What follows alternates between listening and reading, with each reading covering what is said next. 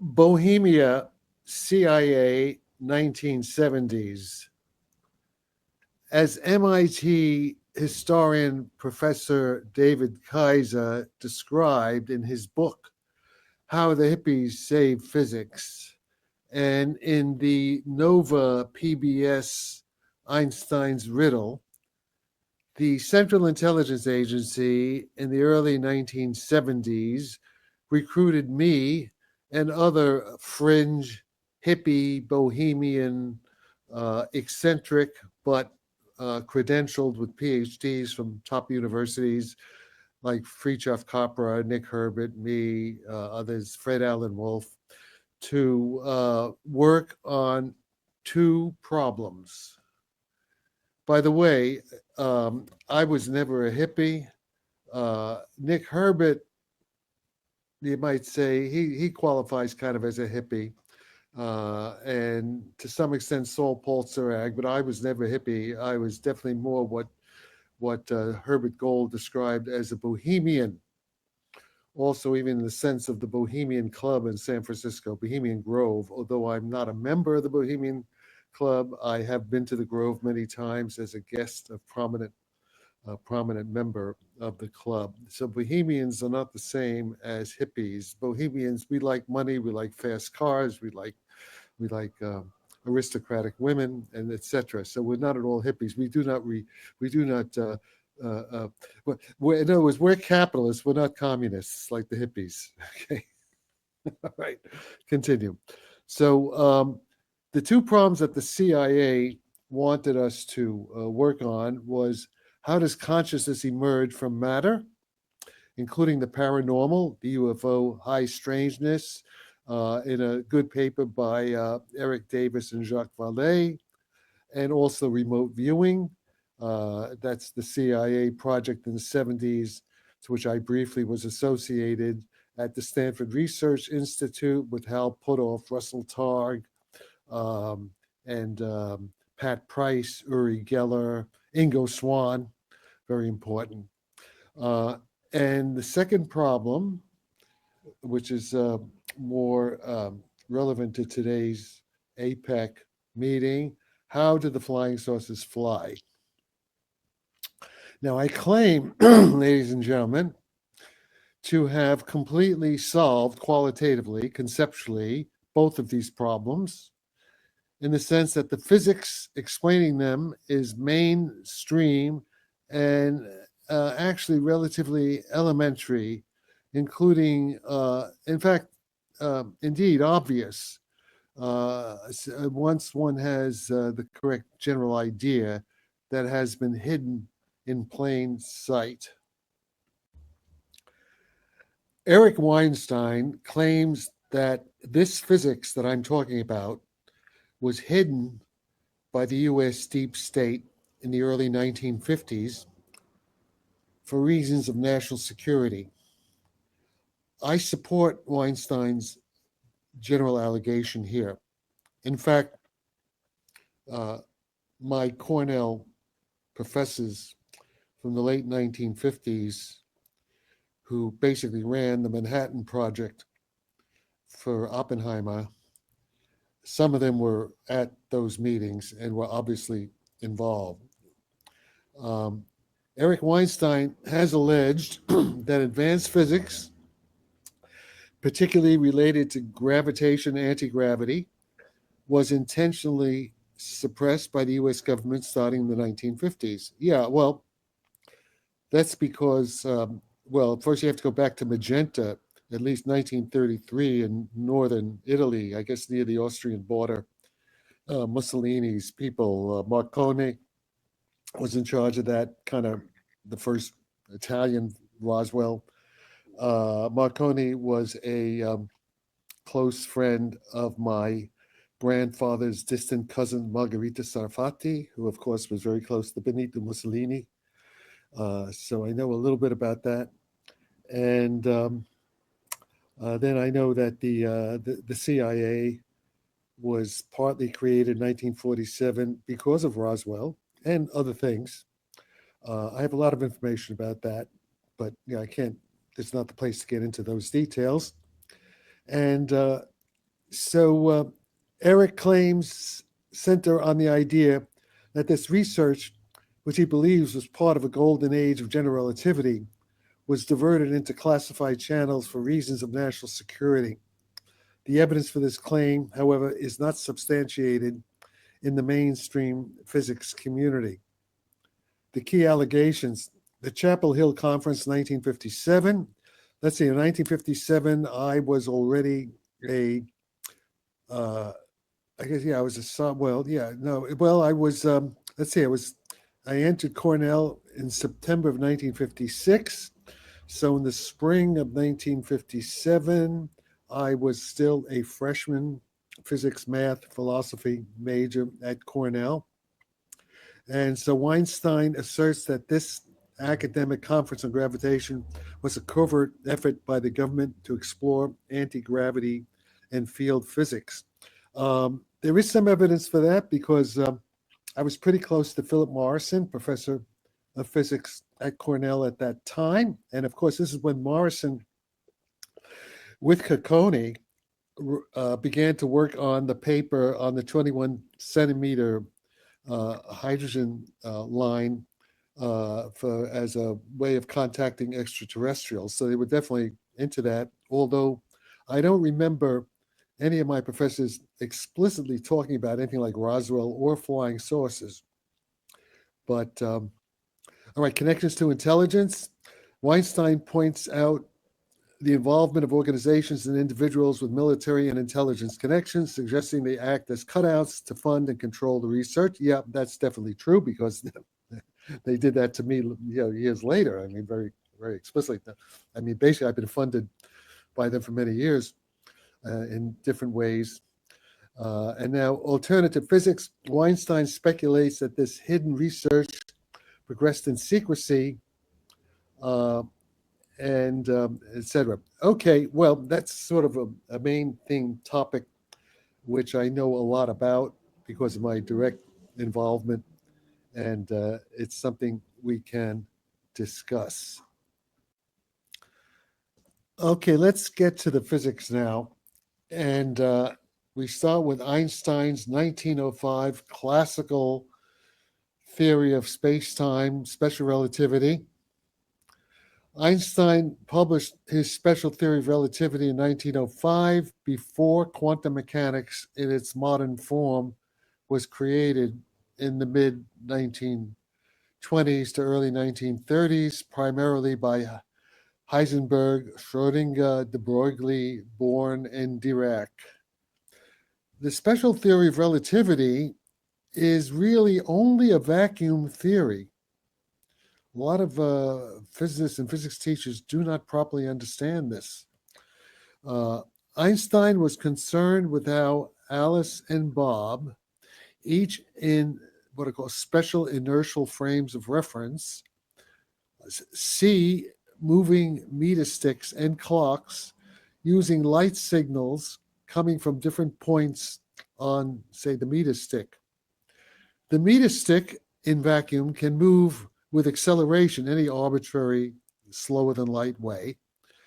However, Alice's and Bob's movements, with their detectors, their photon detectors, must have no acceleration whatsoever, no g-force. In fact, Alice and Bob, strictly speaking, must be weightless, totally weightless, no gravity at all.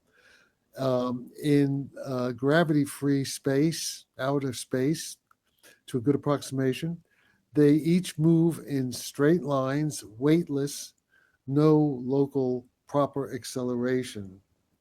And this is not very well understood at all by many people who should know better. The picture on the right is the basic vacuum, what's called conformally invariant vacuum. If there's gravity, it only applies to the Weyl tensor, conformally invariant Weyl tensor vacuum part of the full Riemann-Christoffel curvature tensor in relativity. And we have here, this is the light cone from the point of view of the observer or the detector, who's at the, that point, that vertex point where the two cones meet, with time in the vertical direction and space in the horizontal plane direction. And the important point is that this structure is invariant, doesn't change from the points of view of both Alice and Bob, who are moving relative to each other, with Einstein called that uniformly, no accelerations. The detectors must not accelerate. What they're looking at can accelerate. So it's very important to get this straight. Inertial frame invariance of the vacuum speed of light. Einstein then showed that the coordinate vacuum speed of light, called little c, is invariant. That is the same number for both Alice and Bob, independent of their relative constant velocities, little v. In other words, Alice and Bob cannot be experiencing any g-force. So strictly speaking, for example, if Alice and Bob are fixed to the surface of the Earth, they feel weight. They are actually not in inertial frames. They are in what are called local non-inertial frames. And in that case, strictly speaking, special relativity does not hold. There have to be general relativity corrections, but these corrections are usually very small in practice. So they are ignored and not properly taught in almost every, at least every physics course in America, say in the 1950s, 1960s, that used, say, Halliday and Resnick as the physics book. And incompetent physics teachers continue to confuse the restricted inertial frame invariance of the vacuum coordinate speed of light, little c, with the homogeneity, isotropy, and non-dynamical changes of the static that doesn't change in time as the universe expands, of its numerical value, roughly 300 million meters per second in vacuum. And that's also the same in different directions of our observable universe. So as soon as you hear some pundit say that the speed of light is constant, use your delete button. Do the same if you hear someone say that UFOs use inertial mass reduction, although explaining that will take some time. And here, just to review, the foundation of the special relativity, Albert Einstein's theory of special relativity, is built on two postulates. The principle of relativity, or actually the principle of special relativity, that the laws of physics are the same for all observers in all inertial, that is, non-accelerating reference frames, and invariance of the vacuum speed of light only in vacuum, not in material. Material is not true anymore. The invariance of the speed of light in a vacuum, little c, is the same for all inertial observers, regardless of their, actually what I call time-like geodesic motions, in the motion of, or of independent of the motion of the light source. Doesn't matter in vacuum. Okay, this is a tricky concept. There's what's called Fresnel drag and things like that, Sagnac effect. And we don't have time to get into that at this moment. Indeed, James Clerk Maxwell in Scotland around 1865 unified light, the little c in the equation below, electricity, the little epsilon zero, the first factor in the denominator on the right-hand side of the equation, and magnetism, the mu zero, what's called the magnetic permeability of the vacuum, which is the second little factor on the right-hand side of the equation. And that first factor I should have said is the electric permittivity of the vacuum, where these three numbers, the electric permittivity of the vacuum, the magnetic permeability of the vacuum, were measured independently by Faraday, Ampere, and others in the early 19th century.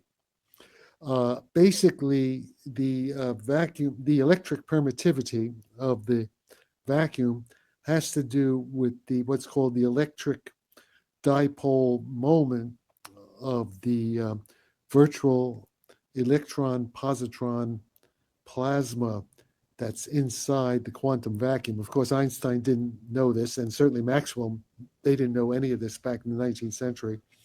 This only became clear really around 1947, around the same time, actually, as the Roswell. That's interesting.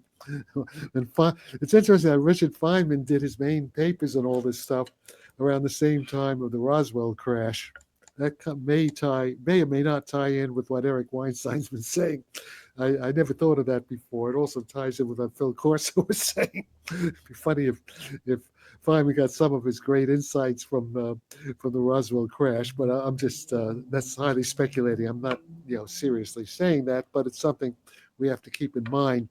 In any case, unknown to Einstein, in 1915, when he introduced his gravity field equations of general relativity, 10 years after the special relativity, we now know from Schwinger, Tominaga, and Feynman's quantum electrodynamics, 1947, again, same as Roswell crash, and creation of the CIA by Alan Dulles and James Jesus Angleton and the rest of those guys, that the vacuum speed of light is a contingent dynamical physical process that depends upon the structure of the virtual electromagnetic plasma inside what Dirac called the Dirac sea.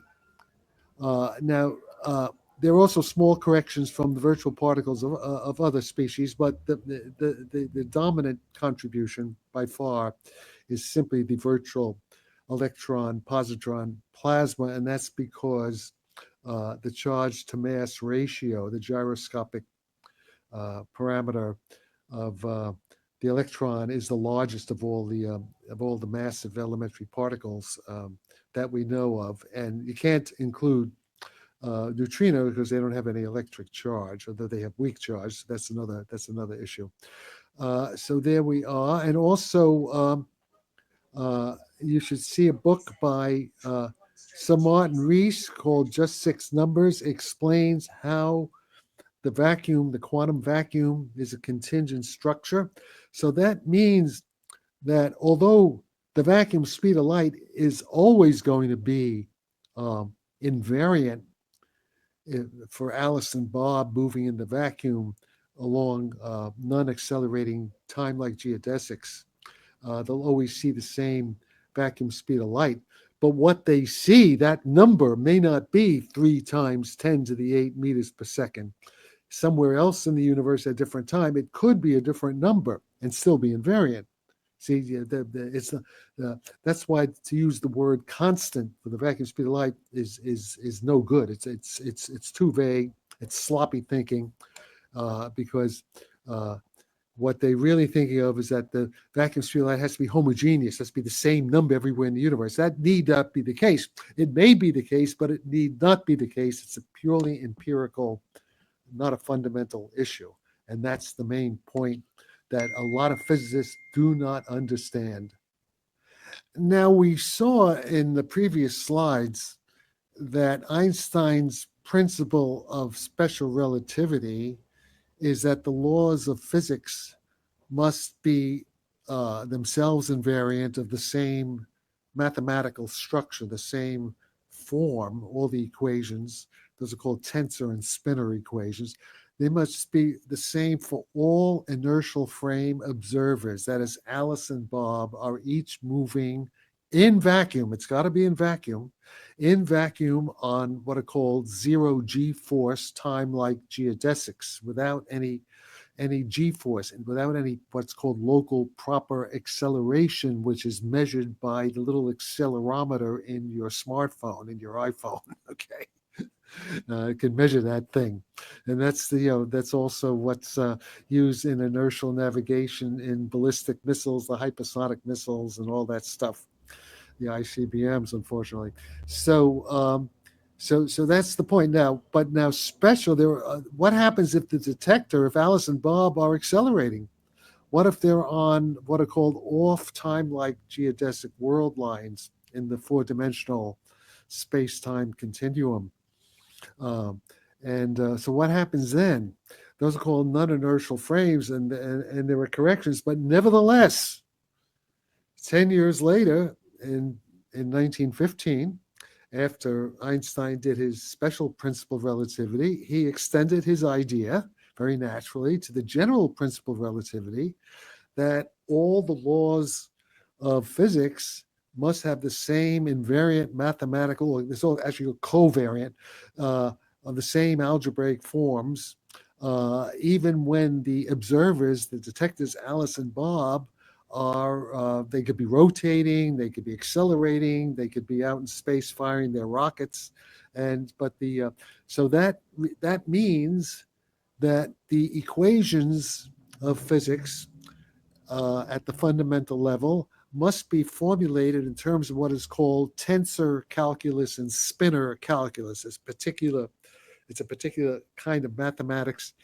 that satisfies the two principles now, the principle of special relativity, in which Alice and Bob cannot move with any kind of g force, and general relativity, in which Alice and Bob can move arbitrarily. They still can't move faster than light. They always have to move slower than light. All right. And an example of that, now it turns out the vacuum coordinate speed of light, little c, is not invariant under transformations between, say, an inertial frame to a non-inertial frame, or for transformations between two non-inertial frames. In other words, if Alice is not accelerating and Bob is accelerating, when they want to compare their data, when they're both looking at the same external events but they're both detecting, they're looking using photons in vacuum. They have to be moving in vacuum coming from the object, say the UFO. They're both looking at a UFO, okay? In that case, the speed of light is not the same for them. And a good example of that is what's called the Sagnac effect, in which you just have like a rotating, like a phonograph record. A phonograph record, and they have a little photon detectors clamped to the rotating phonograph record. The speed of light measured at different points on the rotating phonograph record will not be the same. It'll change, and that's called the Sagnac effect. So, and now getting back to this other thing, the contingent structure of the Dirac vacuum. This is a technical point, and I think I'll gloss over this point, except to say that there's something called, something called the Schwinger effect, which is now done with these very high power short pulse lasers. And guess what, guys? The Schwinger effect destroys classical relativity. Because classical relativity, remember I said classical relativity of Einstein, both special and general, by the way, only works in a vacuum. I left out something. The vacuum has to have a special property in order for classical relativity to work. In other words, every physics theory has what's called the limited domain of validity. Einstein's classical theories, both of general relativity, special relativity without gravity, and general relativity with gravity, they have a limited domain of validity, and they do not work if you hit the vacuum very hard with a high power laser in a very short pulse. They don't work because what happens then, you get the Schwinger effect, in which there's so much electrical, so much voltage, so to speak, in the laser pulse that it pulls a virtual electron-positron pair out of the vacuum. It creates electron-positron pairs out of the vacuum, real electron-positron pairs. And that means that the phase speed, the wave speed of light in vacuum then depends on its frequency at that high level. And in that case, everything falls apart, and one has to be very, very careful because there could be unknown phenomena, maybe dangerous phenomena that happen in that case. So this is just to show the limits of Einstein's classical theory from the quantum mechanical Schwinger effect. Now we come to the key part of UFO or UAP, electrogravitic engineering physics. This is something that I'm pretty sure the engineers and physicists at Lockheed Martin, at Grumman, or any of the black projects, they don't understand anything of what I'm about to say. Now, I could be wrong, but we'll see. But this is something that even a lot of physicists don't understand. And this is why everything about the UAPs seems so strange, because they don't understand the basic physics. Relativity inside condensed matter does not work at low energies. It works at high energies. Well, as long as they're not too high, of course. It works in the intermediate. You'll see below precisely. Again, to repeat from the last slide, relativity would not work if the classical vacuum at low energy had electromagnetic dispersion. That is, if the far field transverse polarized electromagnetic wave phase speed depended on its frequency. This is, we're assuming that photons have zero rest mass. So photons in what's called the geometrical optics limit, they always move on what in Einstein's classical theory, the geometrical optics limit, they move on null geodesics. Null geodesics means that there's zero proper time. Time stands still for any kind of consciousness that's light-like. In fact, such a consciousness could not exist, but that's another issue. In fact, this is the case for very strong electromagnetic waves, some high-powered lasers at very short pulses, the Schwinger effect. But let's continue now. Condensed matter physicists know this tacitly for the emergent, coarse-grained, long-wave, low-frequency. That means low energy, effective field quasi-particles, and collective modes confined to the interior of the interacting many-particle system. The condition for relativity to work inside condensed matter is that the interaction energy between the bare particles is small compared to the internal energies of the relevant dynamical processes inside the bare particles. That is, the complex system must be an ideal gas to a good approximation. Now, I think this is pretty new to most of you pundits. You don't understand these things very well. Why UAP, inertial mass reduction, U.S. Navy, Salvatore Pais patent is bad, bogus physics. Of course, the microscopic vacuum relativity corrections continue to hold at shorter wavelengths and higher frequencies up to a point. That is, the binding energies of electrons and atoms and nucleons and nuclear matter still obey special relativities equals mc squared, where m, of course, the inertial mass. That's very important. Remember, there are three kinds of mass in physics.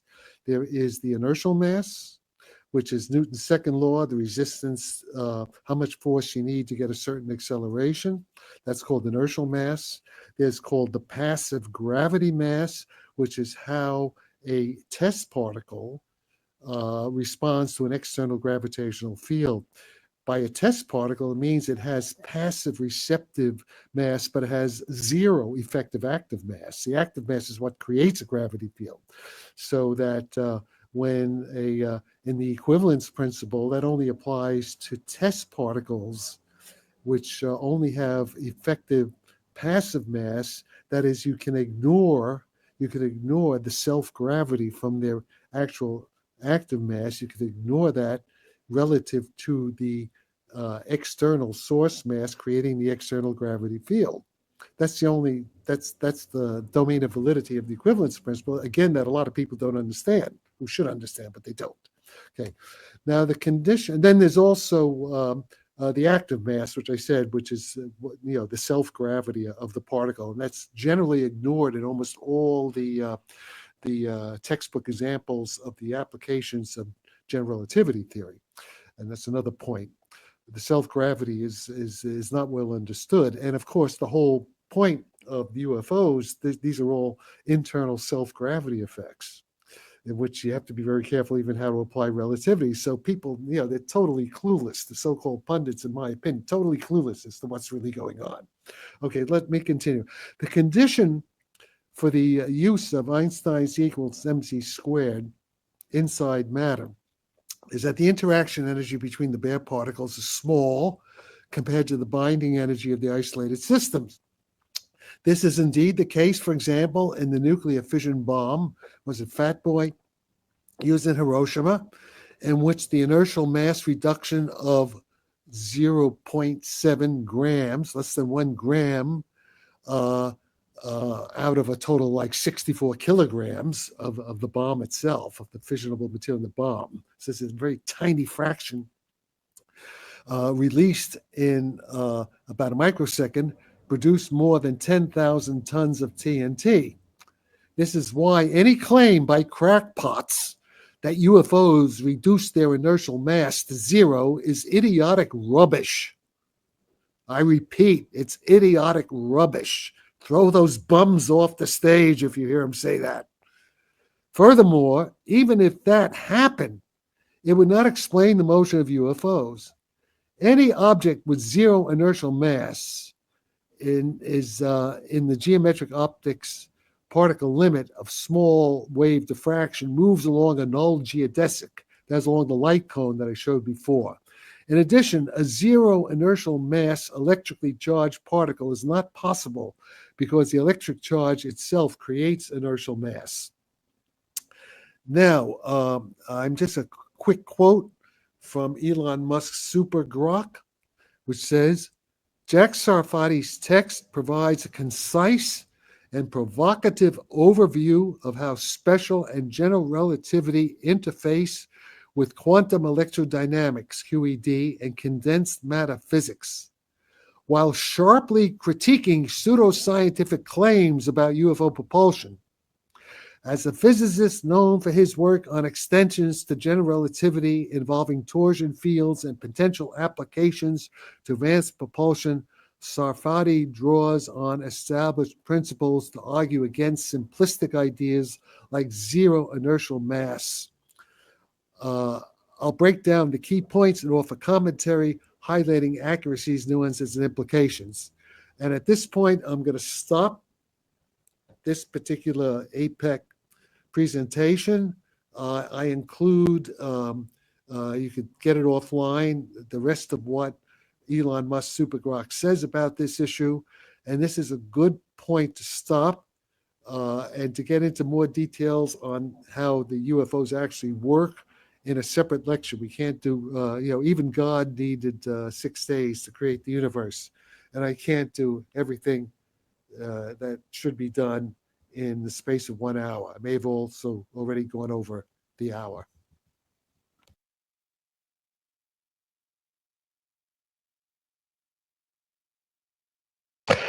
Okay, Jack, we're here.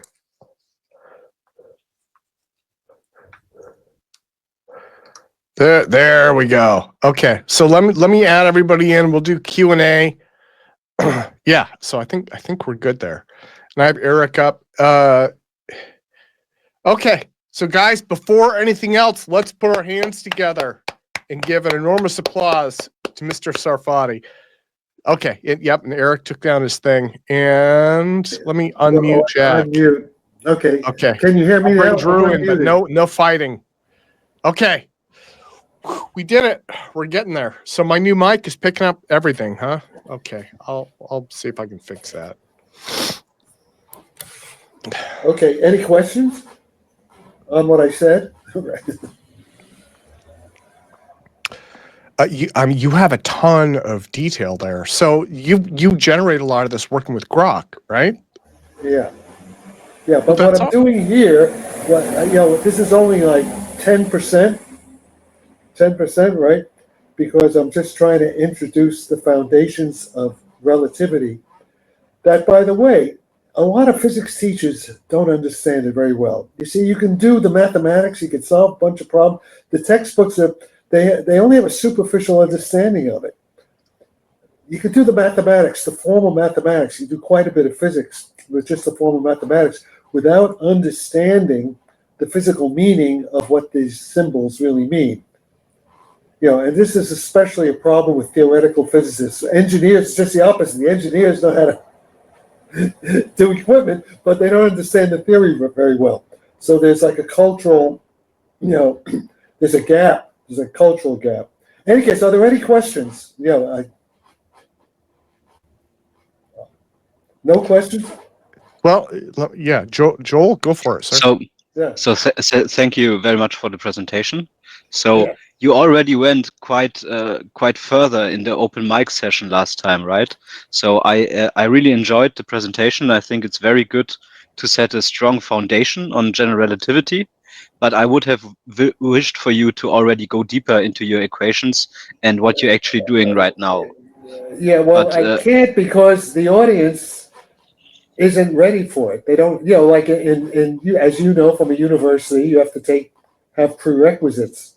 And what I found is that people haven't a clue about what I'm talking about because they couldn't pass the courses in physics and math at the colleges and universities.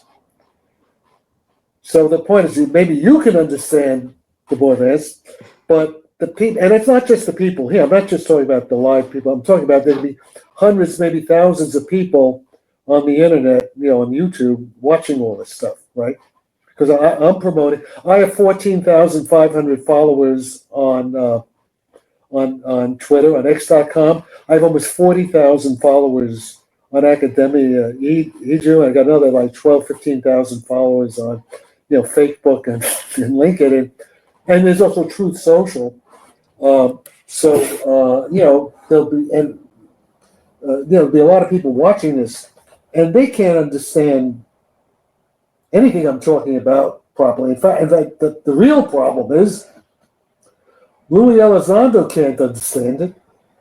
Right? None of them. Jesse Michaels, all these people, all the guys talking about Joe Rogan. Do you think they understand any of this? Do you think the Congress people understand it? Do you think, well, what is Tim Burchett? And then we have, people like the Admiral, the Navy Admiral Tim Gaudier. Everything he says is correct, by the way. They have the evidence, but he doesn't know. He knows oceanography. He knows certain things. He's very good at what he knows, but he doesn't understand any of this stuff, basically. And so it all looks strange to them.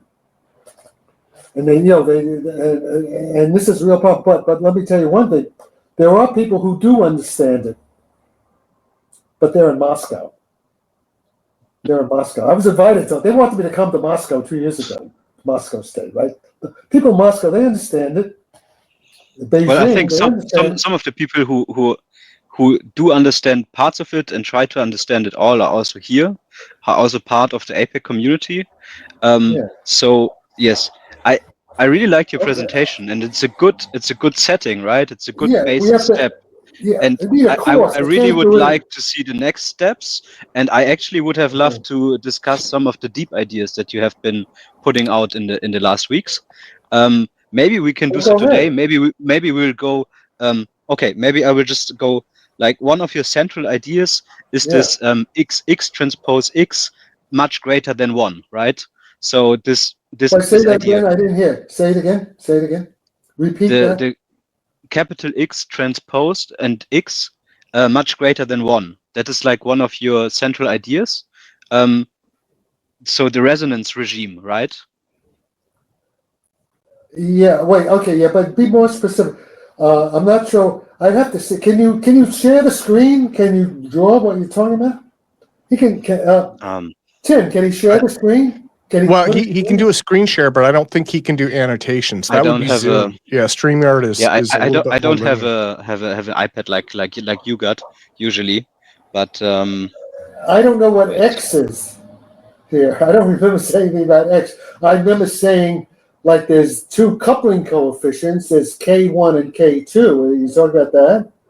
Yeah, there is the. No. Oh, you're talking about a resonance? Yeah, the resonance regimes, right? Yeah, but the resonance in what? Now there's there's the electromagnetic resonance in like the index of refraction as a resonance, right? Is that what you're talking about? But what? Yeah, without the equations, yeah. That is exactly the problem. I would have loved to see a presentation with the equations and then Well, go you can't do that. directly You to can't do that in an hour. This requires, 20 lectures, right? Like Lenny Susskind and his Stanford lectures on quantum relativity. It's a course. There's a reason why courses take a semester. Yes. You can't. So, Jack, yeah. what? Well, so one thing I might be able to assist with is like putting in. This isn't a great description, but putting in place kind of a ledge for your material.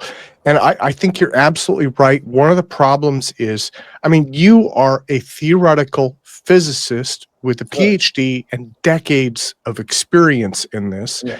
And this is an area that is very niche to begin with. So you have niche experience, right? And so one of the things that I have been doing lately is I'm using a couple of different AI tools to create summaries of podcasts and interviews.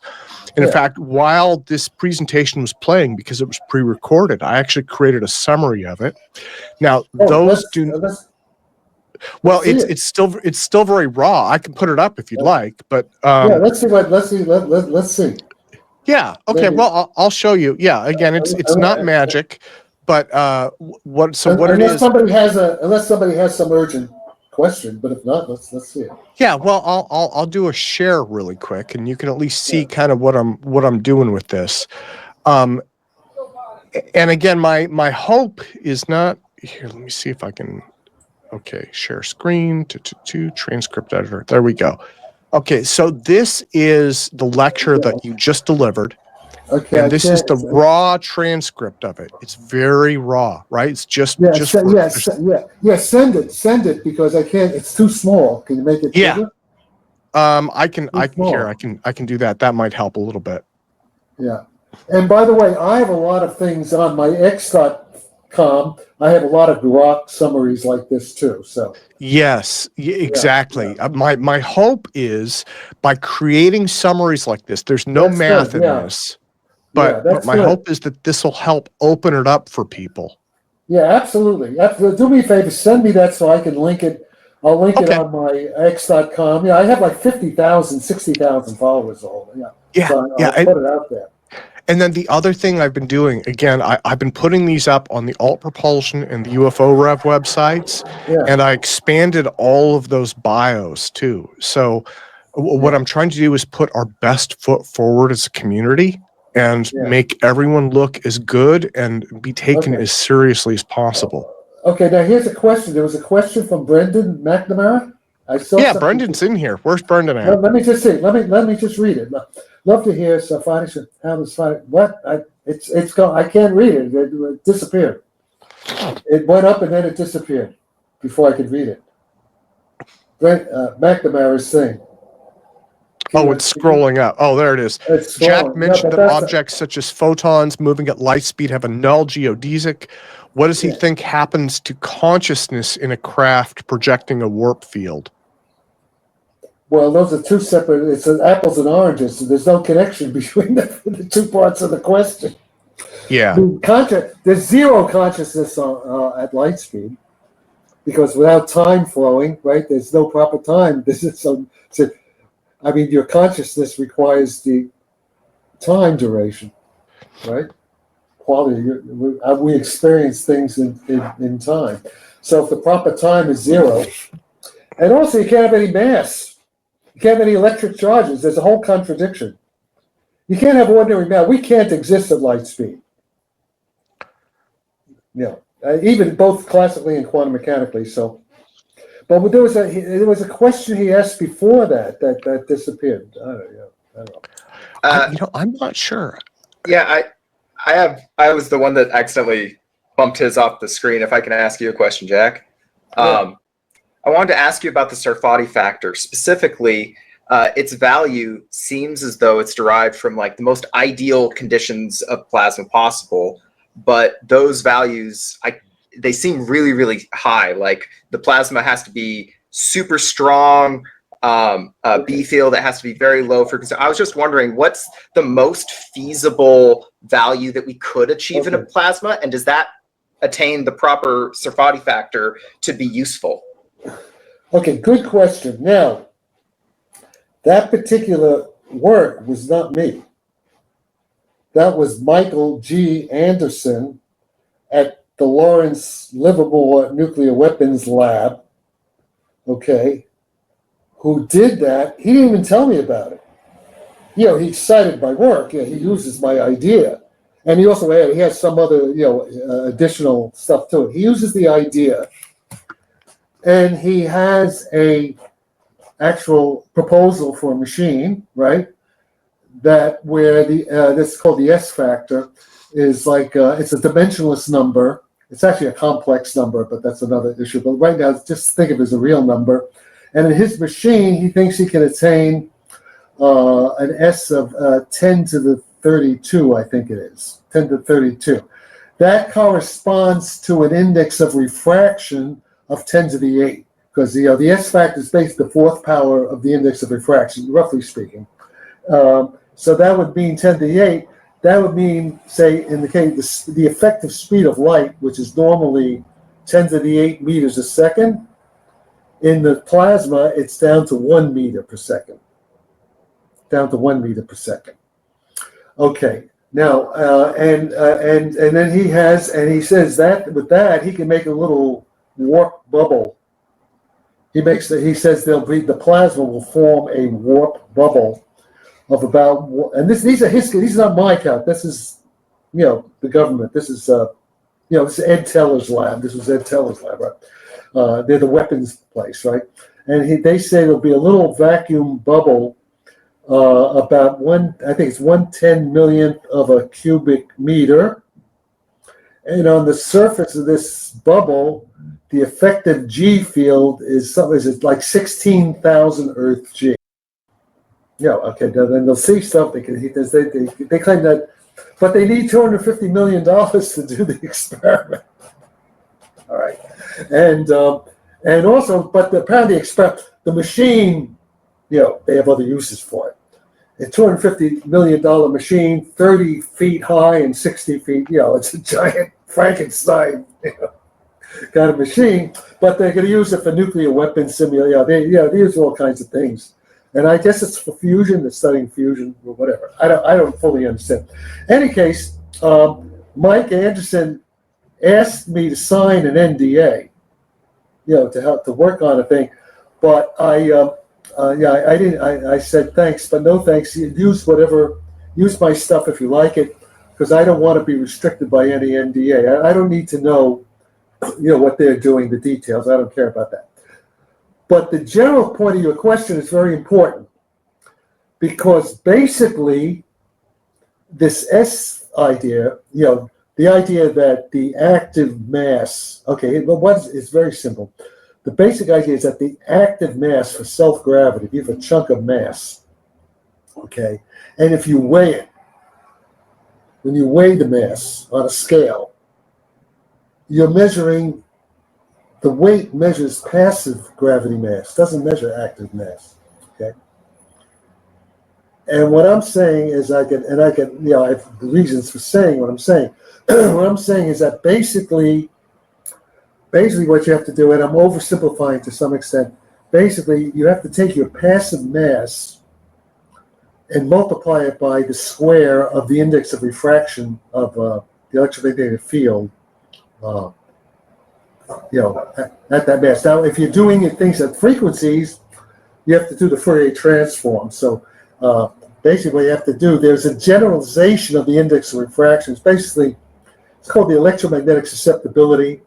and it depends on both frequency and wave vector, and what's called the near field, your off mass shell. In quantum field theory, your off mass shell. You're off, being ordinary light waves, the radiation far field, those correspond to the poles of, say, of the Feynman propagator in the complex energy plane. Then we're off the pole. So it gets pretty complicated. And but the problem, here's the basic problem. See, the problem that you're hitting on. Now, one thing I can say is that the effect that I'm predicting here can be measured in the lab very cheaply in a Cavendish experiment. That you can, but it's weak. It's still going to be too weak to explain the UFOs.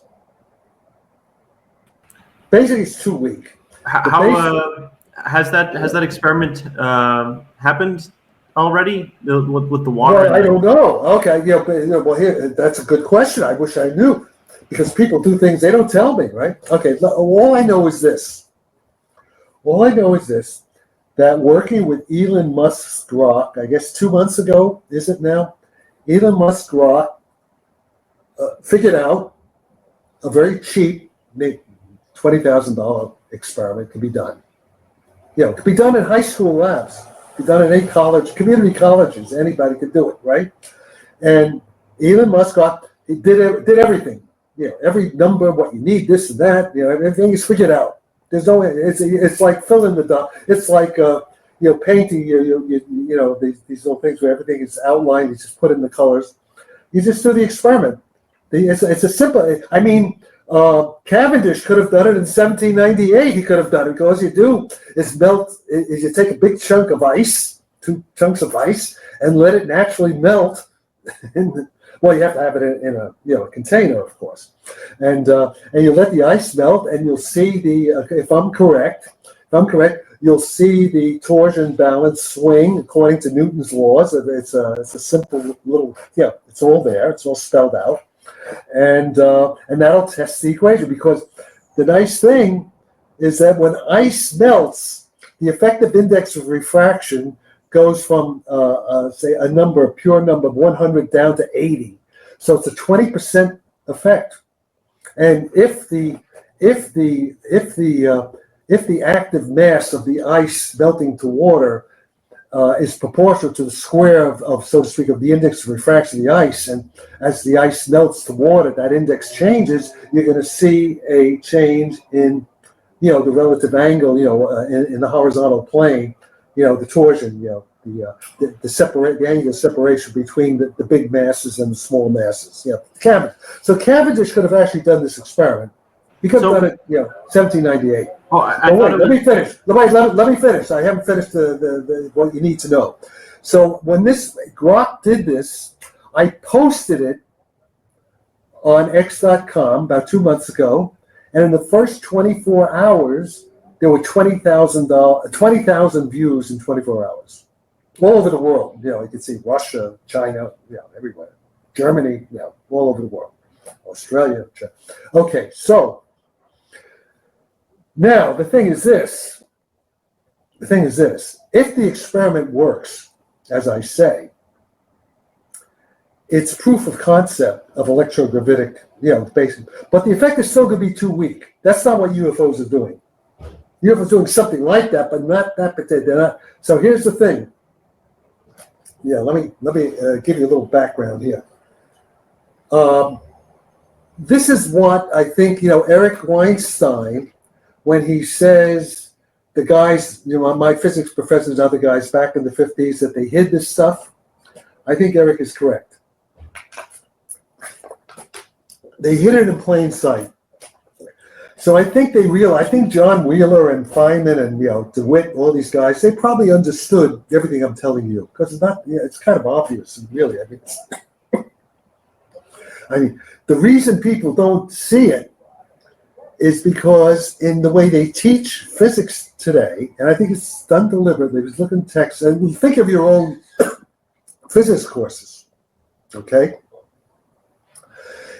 If you took general relativity, did you ever learn that the coupling depends on the speed of light, or did they just right away they just take what are called natural units? They hide them. The sequel 1 H equal 1, E equal 1, G equal 1. I mean, like everything being the 1. So they're hiding the engineering part of it because they don't want you to realize that. Okay. I mean, were you taught, anybody who took any physics, were you taught by your teachers that the coupling of matter to gravity depends on electromagnetism? The only thing was Newton's gravity constant, right? Just big G. Did you agree? Yeah, there's natural units, and you're right. That's true. They don't teach it in undergrad. It's at least at the grad level or higher. Yeah, and I mean it's there. They can't hide it totally, because it's, it's physics. But it's what's called misdirection. It's mind control. It's what the CIA, it's what also that's another thing. It's all propaganda. It's all controlling the narrative. They're still doing it. Go ahead, Jack. I'd ask this in email, but is there a good day, maybe like in the evening next week, to set up a Zoom to let, again, like we were talking about for Eric, just to let you roll, because you've got so much. We could shoot for. He wants to do Tuesday, because Monday is a holiday, right? If you want to do Tuesday, we can. Okay.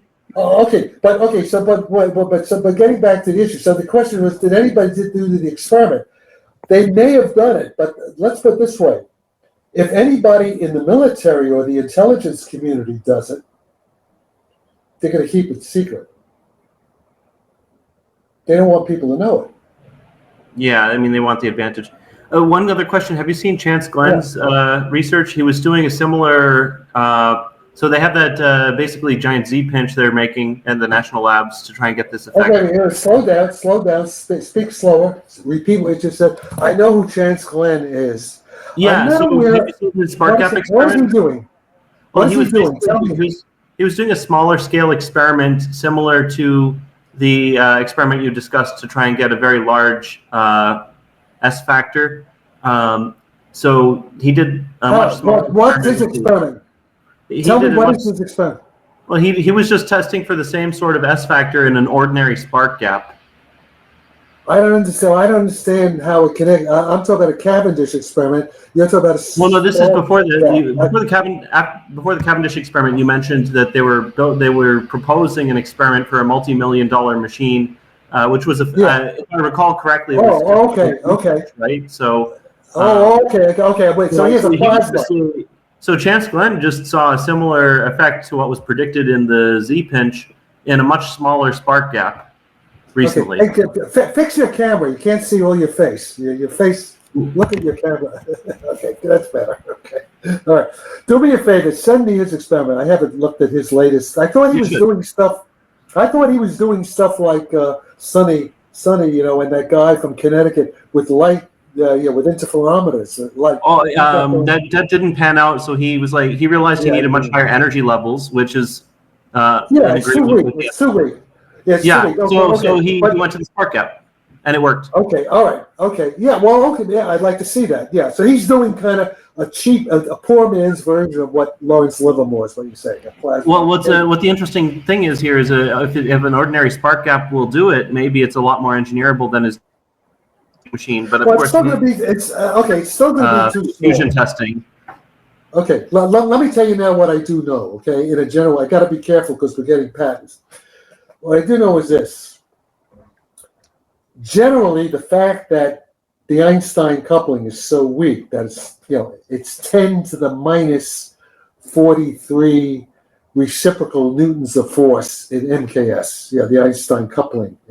That's what it is, And it's very weak. So that means space-time is very stiff. It takes a tremendous amount of stress energy density to really manipulate the gravity field.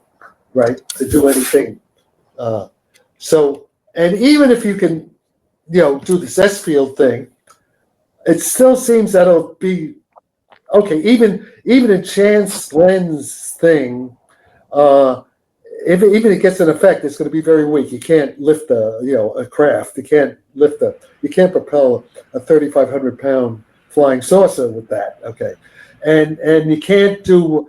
Even the Lawrence Livermore, even if they got their thing to work, we happen to know that these flying saucers do not have 30 by 60 foot fusion reactors inside them. In fact, they're empty. They're pretty much empty. I happen to know about some of this stuff. I happen to have inside information on some of this, what these actual real craft are. And they're pretty much empty inside. So everything's everything's done in the thin shell fuselage, So there's no apparent propulsion. I'm talking about the advanced ones. There may be earlier ones, what are called ARVs, the alien reproduction. Maybe some early ones with, like the Bell, like this alleged Nazi Bell, all that, where they sort of have, stuff. But I have my doubts about that. Yeah. But the point I'm trying to get to, I digress too much there. The point I'm trying to get to is that there's an additional effect, which I didn't know until about a year or so ago, maybe 2 years, because of meeting this kid, this ex-Marine named Juan Faria. Met him in Italy, and he's an entrepreneur in Dallas, Texas, so he set up a company called Texas Space in Dallas. A defense, he's trying to get defense. He's a Marine and he can get all this stuff. And he's already in the cybersecurity business. And I connected him with Ray Chow. And Ray Chow is a retired, he's sort of my age. We knew each other in the 60s. We sort of briefly collaborated on some laser stuff when I was a young assistant professor at San Diego State. He was a young professor at Berkeley.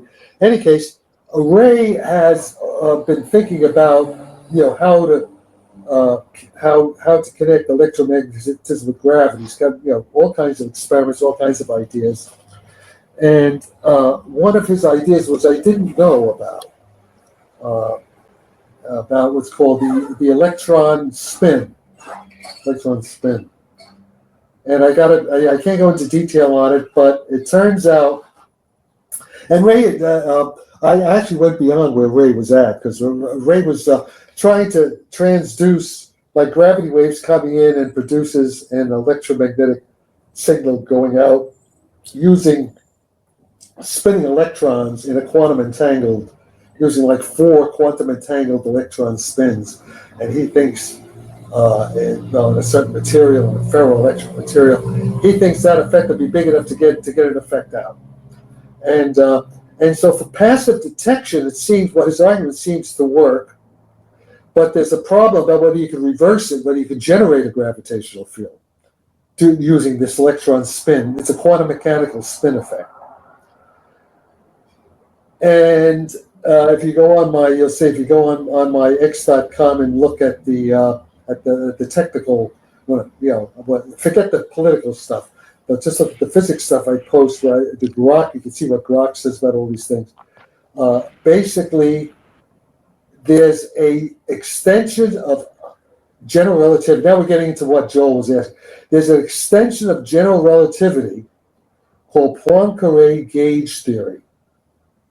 Okay, and when you extend that, you get additional terms, what are the torsion field, the electron, the quantum mechanical spin. In other words, if you have material, and if the excitations in the material have a net spin on them, they will generate inside the material, they'll generate what's called the torsion field. And that torsion field comes in at least 2 forms. Ordinary gravity, curvature. Ordinary gravity from Einstein, it comes from curvature, and curvature of space-time is, and that comes from stress energy. The stress energy density of matter creates the curvature through something called the Levi-Civita connection, So there's that, but then you get this additional thing, which is so the curvature effect in general relativity, when it's quantized, it's a spin 2 field, a spin 2 tensor field. The torsion gives you a spin 2, but an additional spin 2, but also gives you a vector field, spin 1 gravity, And spin one gravity is well known to have anti-gravity. In fact, that's it's just like electromagnetism. There's like positive and negative spin one vector torsion field. You get anti-gravity easily that way. But here's the big thing. The big thing is that the quantum mechanical coupling of what's called the spin density tensor inside the material, inside the metamaterial, if you design the right kind of metamaterial so that it has spinning excitations in it, that's going to create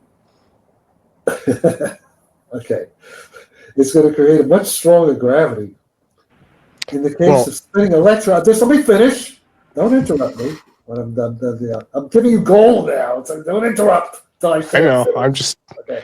All right. Just hold it. Spinning electrons.